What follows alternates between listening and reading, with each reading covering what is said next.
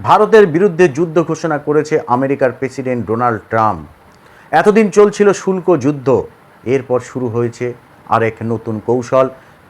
পাকিস্তানের গুপ্তচর সংস্থা আইএসআইকে সাথে নিয়ে মার্কিন গুপ্তচর সংস্থা সিআইএ তারা এক নতুন ব্লুপ্রিন্ট তৈরি করেছে। ভারতবর্ষের মধ্যে গৃহযুদ্ধ বাঁধিয়ে দেওয়ার এক নিখুঁত ষড়যন্ত্রে মেতেছে সিআইএ আর আইএসআই। কিভাবে? আমি আপনি যুদ্ধ করছি আমার দেশের বিরুদ্ধে, আমি আপনি অস্থির হয়ে উঠছি আমেরিকা আর পাকিস্তানের অঙ্গুলি হেননে, আমি আপনি ক্ষতি করছি আমাদের দেশের, আমাদের অর্থনীতির।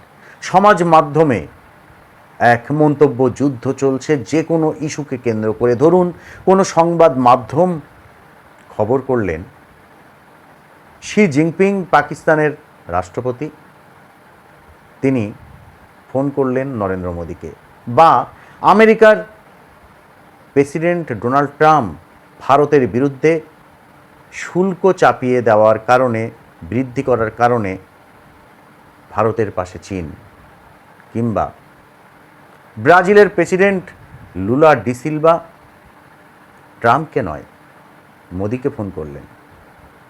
এরকম যে খবরগুলো আসে আর সেই খবরের ফিডের নিচে যে মন্তব্যগুলো আমরা দেখি, সেই মন্তব্যগুলো আপনারা যদি চোখ বুলিয়ে নেন এবং কারা সেই মন্তব্য করছে, এমন অনেক মন্তব্য আমি রিসার্চ করে অবাক হলাম। সত্যিই তো বিভিন্ন সংবাদ মাধ্যমে বিভিন্ন ব্যক্তি যারা জিও পলিটিক্স নিয়ে বিশ্লেষণ করেন, সেই সমস্ত ব্যক্তিরা বলছেন গোয়েন্দারা জানতে পেরেছেন ইতিমধ্যে যে পৃথিবীর 60খানা দেশে সরকার বদল করিয়ে দেওয়া সিআইএ অর্থাৎ আমেরিকার গুপ্তচর সংস্থা, তারা এবার ভারতেও সরকার বদল করার খেলায় মেতেছে এবং ভারতের মধ্যে এক অস্থির পরিবেশ, গৃহযুদ্ধ বাঁধিয়ে দেওয়ার চেষ্টা করছে, যার সূচনা হয়েছিল পেহেলগাম অ্যাটাকের মাধ্যমে। কিভাবে? আমরা যদি পর বিষয়গুলো পাশে রাখি তাহলে পরিষ্কার হয়ে যাবে। পেহেলগাম অ্যাটাক হলো কিভাবে? পেহেলগামে যে সমস্ত হিন্দু পর্যটক তাদের খুন করা হলো, সেই সমস্ত পুরুষ পর্যটকদের যখন খুন করা হয়েছিল তাদের মহিলাদের বলা হয়েছে তোমাদের মারবো না, কারণ তোমরা কথাগুলো গিয়ে মোদিকে বলবে। কি ছিল সেই কথা? আসলে ঘটনাটা কি? তাদের বাড়ির পুরুষ ব্যক্তিটিকে তার ধর্ম জানার হয়েছে নানাভাবে, তার ভিতরে একটি হচ্ছে তার পোশাক খুলে। অনেকে কিন্তু নানাভাবে বাঁচার চেষ্টা করেছিলেন, পারেনি। একজন বেঁচে ফিরেছেন কলেমা পড়ে, তার ধর্ম হিন্দু, রাজনৈতিক ধর্ম কমিউনিজম। স্বাভাবিকভাবে সেই অধ্যাপক ফিরে এলেন কলেমা বলতে পারার কারণে। আর এই বিষয়গুলো যখন প্রকাশ্যে এলো, দেশ জুড়ে এক অস্থিরতা। নরেন্দ্র মোদী তো তিনি পাহারাদার, চৌকিদার, তার নাকি বুকের ছাতি 56 ইঞ্চি। চুপ কেন? ব্যানার পড়ল দেশে, বিভিন্ন রাজ্যে, বিভিন্ন শহরে, বাদ যায়নি পশ্চিমবঙ্গের অলিতে গলিতেও সেই ব্যানার পড়েছিল যে কেন পাকিস্তানের বিরুদ্ধে পদক্ষেপ করছে না। আসলে পাকিস্তান এটাই তো চেয়েছিল, আমেরিকা এটাই তো চেয়েছিল, ভারত এবং পাকিস্তানের সাথে যুদ্ধটা হোক, চীনও চেয়েছিল। কারণ ভারত এবং পাকিস্তানের মধ্যে যদি যুদ্ধ হয়, ভারতের যে অর্থনৈতিক অগ্রগতি সেটা ডাউন হবে। ভারত এবং পাকিস্তানের মধ্যে যদি যুদ্ধ হয়, পাকিস্তান চীন আমেরিকার থেকে যুদ্ধের অস্ত্র কিনবে।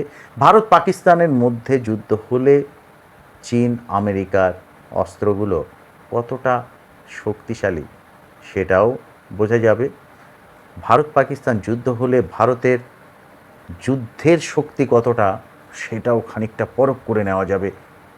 ভারত আর পাকিস্তানের মধ্যে যুদ্ধ হলে অনেক লাভ, যা খুশি ইচ্ছা সেটা করিয়ে নিতে পারবো অর্থনীতিতে ভগ্ন হওয়া দেশটিকে দিয়ে।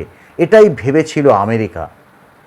আমরা সেই সময় কবে কখন বদলা হবে, বদলা নেবে ভারত, কেন নিচ্ছে না, কেন এত দেরি, এমন অস্থিরতায় ভুগেছিলাম।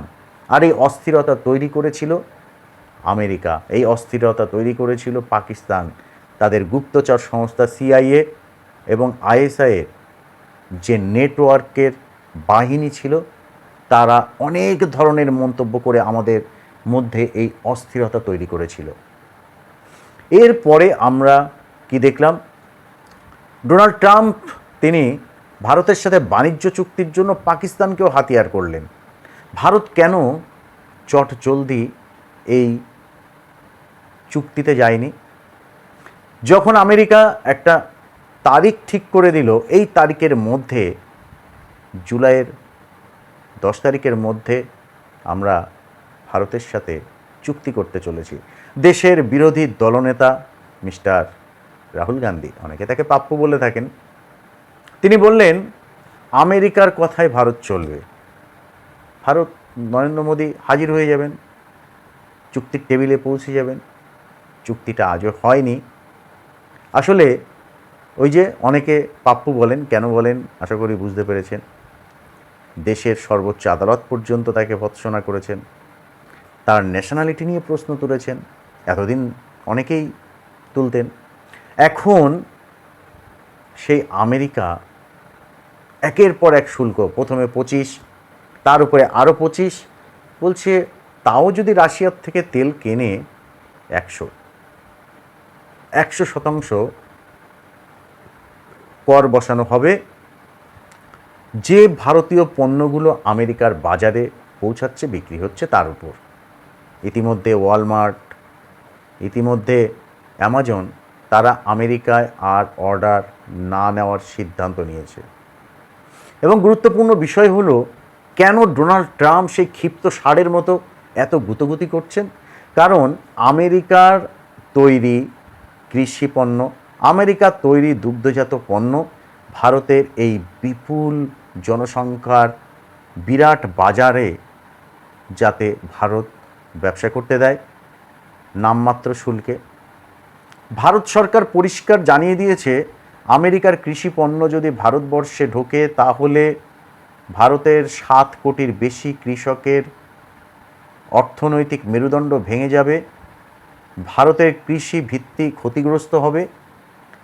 আমেরিকার দুগ্ধ পণ্য যদি ভারতবর্ষে ঢোকে তাহলে ভারতীয় যে সমস্ত দুগ্ধ পণ্য উৎপাদনকারী সংস্থা আছে তারা ক্ষতিগ্রস্ত হবে। আর এই দুই পণ্যের জন্যে ভারতীয়দের স্বাস্থ্যের ক্ষতি হবে। কারণ আমেরিকার যে কৃষি পণ্য সেগুলো ব্রিড, যেটাকে আমরা হাইব্রিড বলি, এবং যে ব্রিডের পণ্যগুলো, ব্রিড উৎপাদনে পণ্যগুলো শরীরে নানা রকম জিনোম পরিবর্তন করিয়ে দিতে পারে। ফলে এই খাবার ভারতে ঢুকতে দেওয়া যাবে না। দ্বিতীয়, আমেরিকার যে গরুগুলো তাদের খাওয়ানো হয় খামারে, শূকর, কুকুর, এরকম নানা ধরনের প্রাণীর মাংস, রক্ত দিয়ে তৈরি খাবার, পাশাপাশি গরুগুলোকে নানা রকম ভ্যাকসিন দেওয়া হয় যেগুলো মানব শরীরের জন্য অত্যন্ত ক্ষতিকর। ওই খাবারগুলো, ওই দুধগুলো যদি ভারতে আসে, একদিকে যেমন স্বাস্থ্যের ক্ষতি, অন্যদিকে ধর্মীয় অনুভূতিতে বিরাট আঘাত। মনে আছে সিপাহী বিদ্রোহ হয়েছিল এই দেশে ব্রিটিশের কারণে? ব্রিটিশরা সেই সময় এক ধরনের কার্তুজ করেছিল, যে কার্তুজের নাম এনফিল্ড কার্তুজ, যেটা দাঁত দিয়ে ছিঁড়তে হতো, আর সেই কভারটা তৈরি ছিল শূকর আর গরুর চর্বি দিয়ে। আমরা যারা পাঠ্যপুস্তকে পড়েছি, ইতিহাসে পড়েছি, সেই সিপাহী বিদ্রোহের কারণে, এই এনফিল্ড কার্তুজ ব্যবহারের কারণে সিপাহী বিদ্রোহ হয়েছিল। এখন ভাবুন তো, আমেরিকার এই ব্লাড মিল্ক যদি ভারতবর্ষে আসত, সেটা জানি হলে ভারতবর্ষে হিন্দু মুসলমান কোথায় পৌঁছে যেত? সংঘর্ষটা, গৃহযুদ্ধের পরিণতি কী হতো? এইরকম ঘিরে ঘিরে কী হতো? বাংলা বলতো দেশ চাই, হরিয়ানা বলতো দেশ চাই, গুজরাট বলতো দেশ চাই, তামিলনাড়ু বলতো দেশ চাই। প্রত্যেকেই নিজের নিজের দেশের দাবি করত, কারণ আঘাতটা স্বাস্থ্যের, আঘাতটা ধর্মীয় অনুভূতির উপর, আঘাতটা অর্থনৈতিক মেরুদণ্ডের উপর। কিছুই তো থাকতো না। আর এই জায়গাটাতে হিসেব নিকেশ করে আটকে দেয় গভর্নমেন্ট অফ ইন্ডিয়া। তলে তলে তারা ব্যাক চ্যানেলে বিষয়টি নিয়ে ডিসকাস করে ব্রাজিলের সাথে, রাশিয়ার সাথে আর চীনের সাথে। এছাড়াও আরও অনেক বেশ কিছু দেশ আছে। ব্যাক চ্যানেলে তাদের সাথে কূটনৈতিক সম্পর্ক মজবুত করে আসরে নামলো ভারত। প্রথমে চীনে পাঠানো হলো জাতীয় নিরাপত্তা উপদেষ্টা অজিত দোভালকে, তারপরে পাঠানো হলো প্রতিরক্ষামন্ত্রী রাজনাথ সিংকে, তারপরে পাঠানো হলো বিদেশমন্ত্রী এস জয়শঙ্করকে।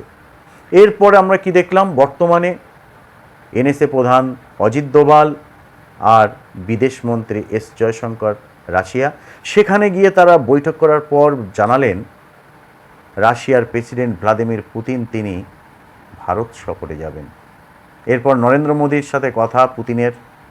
এরই মধ্যে Lula da Silva, president of Brazil, তিনি প্রকাশ্যে বললেন ফোন যদি করতে হয় তাহলে পুতিনকে ফোন করব, নরেন্দ্র মোদীকে ফোন করব, শি জিনপিংকে ফোন করব, ডোনাল্ড ট্রাম্পকে নয়। এবং ভারতের প্রধানমন্ত্রী নরেন্দ্র মোদীকে ফোন করলেন ব্রাজিলের রাষ্ট্রপতি লুলা ডি সিলভা। 1 ঘন্টার টেলিফোনে কথা হয় দুই রাষ্ট্রনেতার মধ্যে। কিভাবে ব্রাজিল এবং ভারত ব্যবসা করবে, সেই ব্যবসার ফলাফল কোথায় যাবে, তাদের লক্ষ্যমাত্রা কি হবে অর্থনৈতিক শ্রীবৃদ্ধির, তার একটা ফ্রেম আউট করে তারা আলোচনা করলেন। সেইভাবে ভারত এবং ব্রাজিলের নতুন সমীকরণ তৈরি হলো। অন্যদিকে রাশিয়া, ইন্ডিয়া, চীন, যেটাকে আরআইসি বলা হয়, সে আরআইসি জোট, অর্থাৎ রাশিয়া, ভারত আর চীন যদি জোট বাঁধে, আমেরিকার নাকানি চুবানি শুধু এই দক্ষিণ এশিয়াতে নয়, দক্ষিণ পূর্ব এশিয়াতে নয়, সারা পৃথিবীতে খেতে হবে। আমেরিকার সাথে সাথে নাকানি চুবানি খেতে হবে ন্যাটো দেশগুলিকেও, অর্থাৎ পশ্চিমা দেশগুলোকে।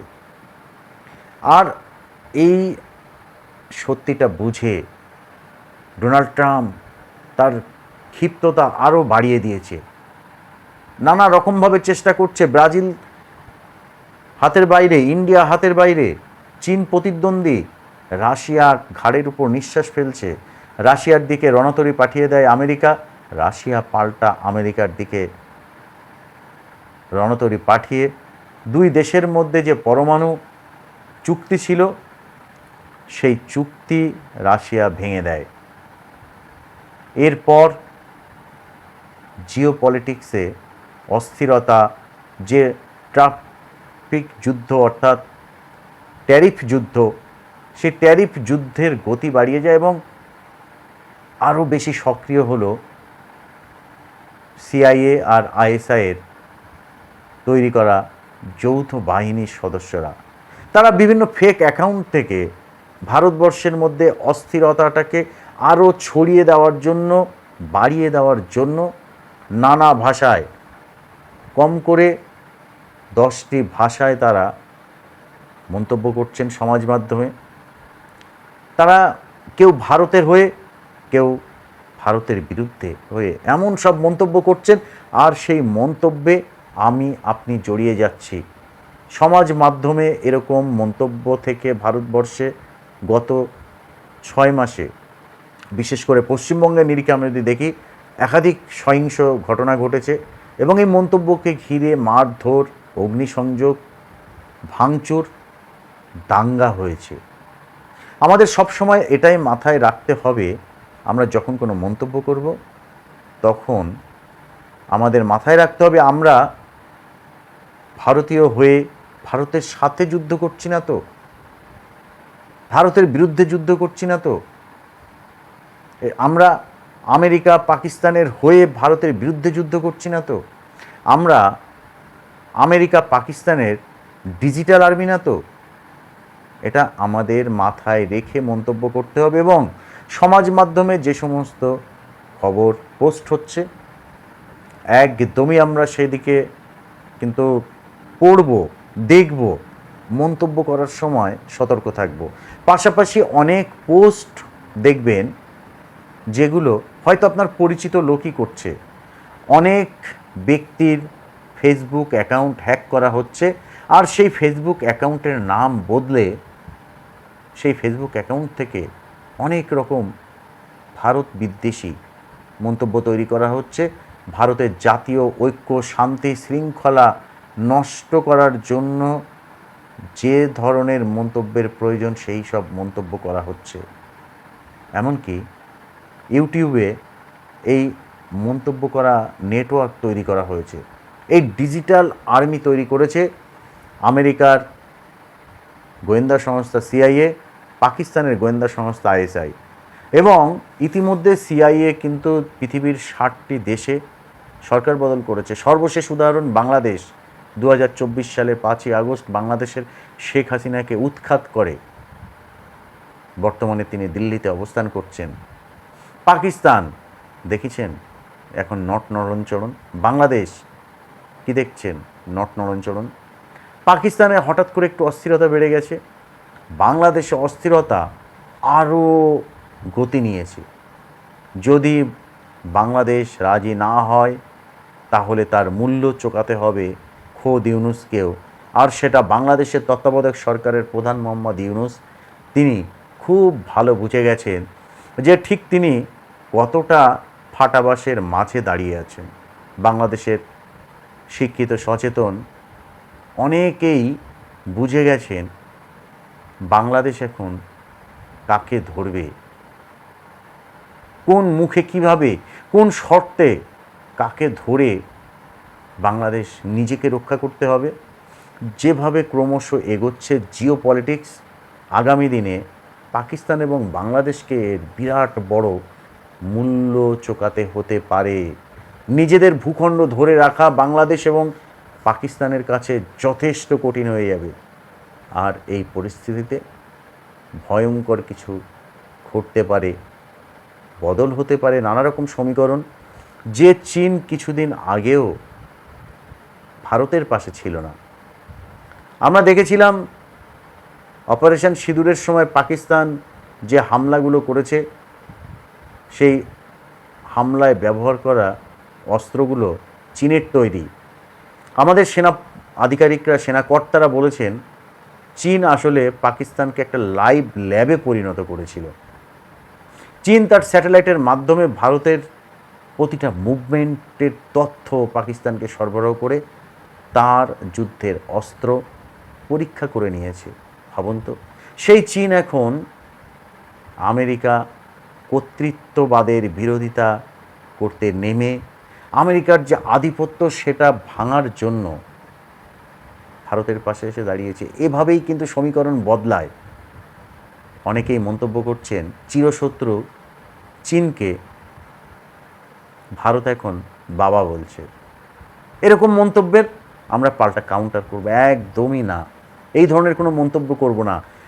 এই চীনের কমিউনিস্ট সরকারকে স্বীকৃতি প্রথম দিয়েছিল যে দেশটি, তার নাম ভারত। মাথায় রাখবেন, ভারত এবং চীনের সমীকরণ বোঝা কিন্তু বিরাট বড় বোঝা। এটা আমাদের বুঝেই মন্তব্য করতে হবে। আর পাকিস্তান আর বাংলাদেশ তারা এখন জল মাপতে শুরু করেছে, কোন দিকে কোন শর্তে কার পাশে গিয়ে দাঁড়াবো। আর যদি একবার বাংলাদেশ আর পাকিস্তানকে এই রাশিয়া, ইন্ডিয়া, চীন তারা যেটা চাইছে, তারা যেটা ছক কষে নিয়েছে ইতিমধ্যে, বেশি বাড়াবাড়ি যদি আমেরিকা করে তাহলে তার মূল্য পাকিস্তান এবং বাংলাদেশকেও চোকাতে হবে। তাদের এই যে ব্লুপ্রিন্ট সেটা যদি বাস্তবায়ন হয় তাহলে এই অঞ্চলে আমেরিকা আপাতত নিকেশ, আর বাংলাদেশ পাকিস্তান মাথা তুলে দাঁড়াতে পারবে না অন্তত কয়েক দশক। আমেরিকা এই অঞ্চলে ভারত এবং চীনের উপরে নজরদারি করার জন্য বাংলাদেশের বেশ কিছু দ্বীপ অঞ্চলকে টার্গেট করেছে এবং সেখানেই তৈরি করতে চায় তাদের নজরদারি সেনা স্টেশন, যেখান থেকে চীন আর ভারতের উপর নজরদারি করবে। ভারতের যে ঐক্যতা, অখণ্ডতা, এটা ভেঙে টুকরো টুকরো করার একটা পরিকল্পনা আমেরিকা গোয়েন্দা সংস্থা সিআইএ, পাকিস্তানের গোয়েন্দা সংস্থা আইএসআই ইতিমধ্যে এই বৈঠক করে সিদ্ধান্ত নিয়েছে। সেই তথ্য ইতিমধ্যে লিক হয়ে গেছে। স্বাভাবিকভাবে আমরা যেভাবে ভাবছি সেই ভাবনাটা আমরা একটু বদল করে যদি নিই, তাহলে দেশ সুস্থ থাকবে, আমরা সুস্থ থাকব, আপনি সুস্থ থাকবেন, সারা দেশের মানুষ সুস্থ থাকবে, দেশের অর্থনীতি সুস্থ থাকবে, দেশের আইন শৃঙ্খলা সুস্থ থাকবে, সরকার বদল স্বাভাবিক নিয়মে হবে, রাজনৈতিক প্রতিদ্বন্দ্বিতা একটি হেলদি প্রক্রিয়ায় হবে। কিন্তু আমাদের এই রাজনৈতিক বিরোধিতা, রাজনৈতিক প্রতিপক্ষতাকে হাতিয়ার করে আমাদের সমাজে অস্থিরতা তৈরি করে যদি ক্ষমতা বদল করে আমেরিকা নিজের পাপেট শাসক বসায়, তাহলে ওই যে এখন যেমন বাংলাদেশিরা আমাদের গালাগাল দেয়, ভারতীয়রা এমন একটা জাতি যারা তাদের প্রাতঃকর্ম বাগানে করে, কারণ আমাদের নাকি পাকা পায়খানা ঘর নেই, আমাদের পাকা ল্যাট্রিন নেই, পাকা বাথরুম নেই, এরকমভাবে তারা মন্তব্য করে। কেন করে? দোষটা কি তাদের? দোষটা তাদের নয়। বিভিন্ন সমীক্ষায় দেখা যায় ভারতের এত শতাংশ মানুষ তারা তাদের প্রাতঃকর্মটা তারা বাগানে করে, আর এই তথ্যটাকে হাতিয়ার করে তারা বারংবার আক্রমণ করে, আমাদের সম্মান নিয়ে ছিনিমিনি খেলে। সৌজন্যে এই আমেরিকার পাপেট গভর্নমেন্ট যারা এতদিন ধরে মানুষের ঘর দিতে হবে কি করে সেই পরিকল্পনা করেনি, প্রত্যেকটা বাড়িতে পাইপলাইনের বিশুদ্ধ পানীয় জল কি করে পৌঁছাবে এই পরিকল্পনা করেনি, আর স্বচ্ছ ভারত মিশন, নির্মল ভারত মিশন এরকম প্রকল্পের আওতায় মানুষের স্যানিটারি ল্যাট্রিন তৈরি করার উদ্যোগ নেয়নি ইতিপূর্বের সরকারগুলো। কারণ তারা কিন্তু কোনো না কোনো শক্তির, হতে পারে সেই শক্তির নাম আমেরিকা, তাদের পাপেট ছিল। মনে আছে আমেরিকার সাথে এক চুক্তিকে কেন্দ্র করে বামফ্রন্ট সেই সরকার থেকে, কংগ্রেসের পাশ থেকে সরে আসে, সরকার থেকে বেরিয়ে আসে। এরপর মমতা ব্যানার্জি সেই সরকারে যোগ দেয়, সাপোর্ট দেয়। তারপর পশ্চিমবঙ্গে সিপিএমের পতন হয়। সালটা 2011, কেন্দ্রে মনমোহন সিং প্রধানমন্ত্রী, সরকারের নাম ইউপিএ 2। একবার ছালিয়ে নিন, ভেবে নিন, পরপর তথ্যগুলো রাখুন, রাজনৈতিক মোড়গুলো সামনে এনে রাখুন, বুঝে যাবেন কে কার হয়ে খেলছে। অবশ্য ওই যে বললাম, চীন কিছুদিন আগে পাকিস্তানের ছিল ভারতের বিরুদ্ধে, সেই চীন এখন পাকিস্তানের পক্ষে না বিপক্ষে সেটা বড় কথা না, চীন এখন ভারতের পাশে এসে দাঁড়িয়েছে। ঠিক তেমনিভাবে ওই যে সিপিএম কংগ্রেসের সাথে গিয়ে জোট করছে, যে তৃণমূল কংগ্রেসের থেকে বেরিয়ে এসে সিপিএমের সাথে সম্পর্ক রাখার কারণে জন্ম নিয়েছিল, সেই তৃণমূল এখন কংগ্রেস আর সিপিএমের জোট সঙ্গী। এটাকেই বলা হয় বোধহয় মিনিমাম কমন এজেন্ডা। রাজনীতিতে কেউ দীর্ঘস্থায়ী শত্রু নয়, কেউ দীর্ঘস্থায়ী বন্ধু নয়। এটা যদি হয়ে থাকে আভ্যন্তরীণ রাজনীতিতে বা আন্তর্জাতিক রাজনীতিতে, তাহলে কেন আমি আপনি মন্তব্য যুদ্ধ করব? কেন? উত্তর খুঁজুন, মন্তব্য করুন, কতটা যুক্তিপূর্ণ হলো, আপনারা কী ভাবেন সেই মন্তব্যটা একটু কষ্ট করে কমেন্ট সেকশানে লিখবেন, চ্যানেলটি শেয়ার করবেন, পরিচিত মহলে সাবস্ক্রাইব নিজে করবেন, অন্যকেও বলবেন সাবস্ক্রাইব করতে। তাহলে এরকম অনেক তথ্য নিয়ে প্রতিদিন আপনাদের সামনে বিশ্লেষণ করব। ভালো থাকবেন।